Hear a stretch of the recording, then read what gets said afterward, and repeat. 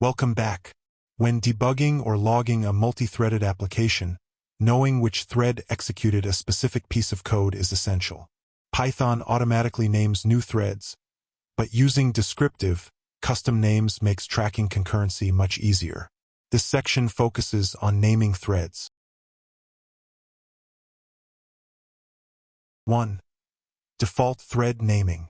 When you create new threads without specifying a name, the threading module assigns a default name sequentially, thread-1, thread-2, and so on.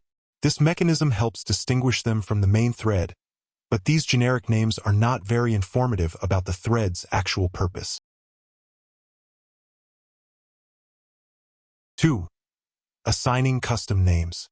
To assign a meaningful name, you simply pass the desired string to the name argument in the thread constructor. Here, we create one thread explicitly named downloader thread and another named data processor. When these threads run the worker function, the output will clearly indicate which thread is performing the task, greatly simplifying debugging. 3. Retrieving the name, which is a practice.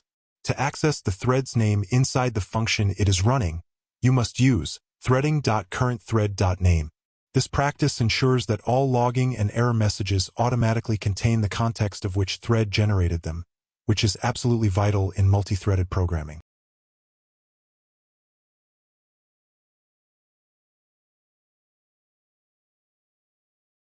To summarize, always name your threads for clarity.